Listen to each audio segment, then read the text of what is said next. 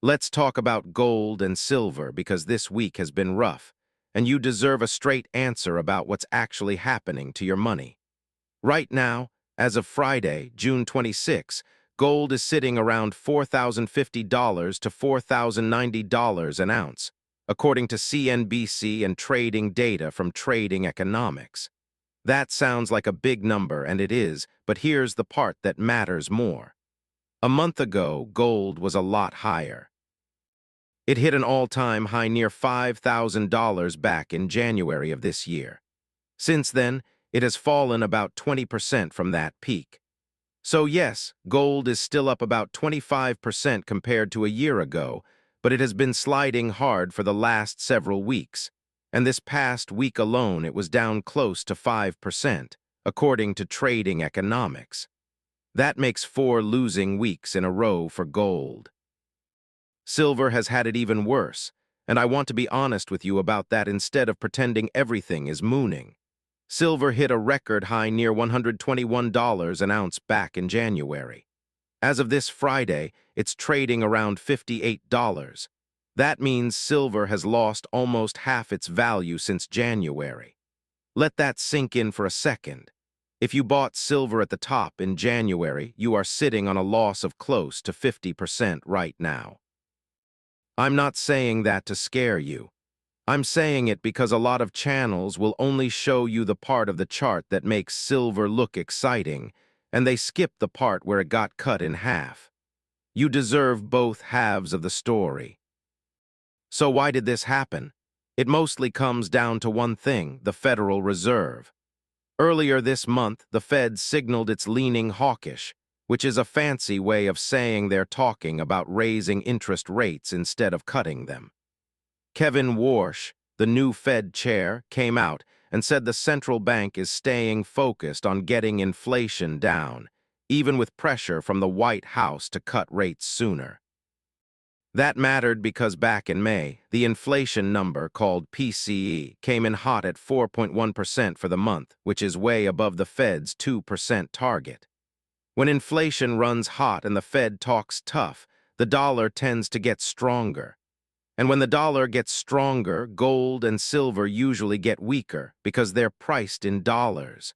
That's basically the whole story behind this pullback.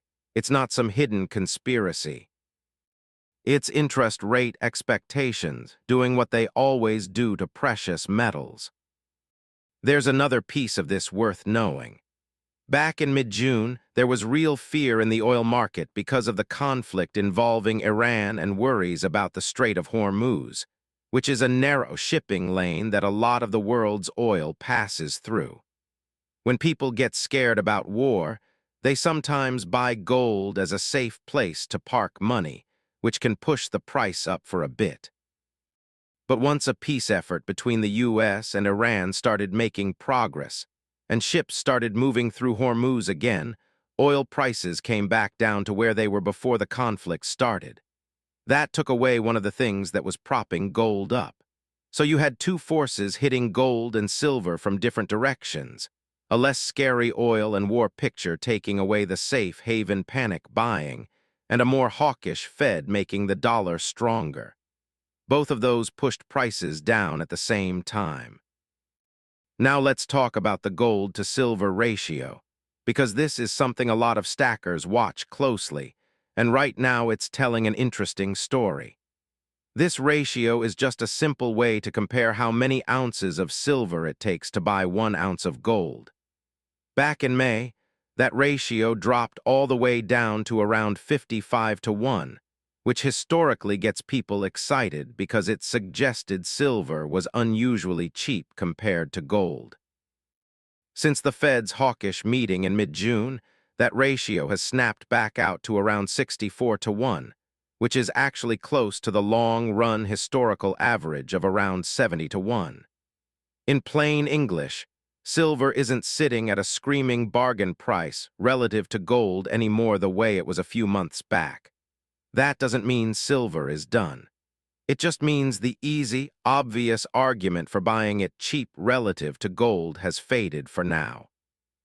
Here's the part I think actually matters most for you if you're holding metal right now instead of just watching the chart.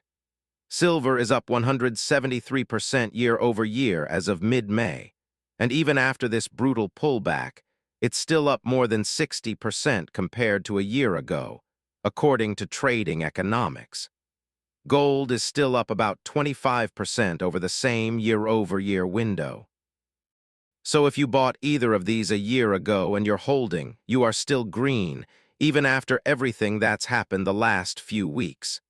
That's worth remembering before you panic and do something you'll regret. The people who got hurt the worst here are the ones who bought right at the January top, expecting the run to keep going straight up forever.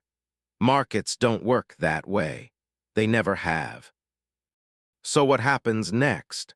Nobody can tell you that with certainty, and any channel that tells you they know for sure is selling you a story, not data.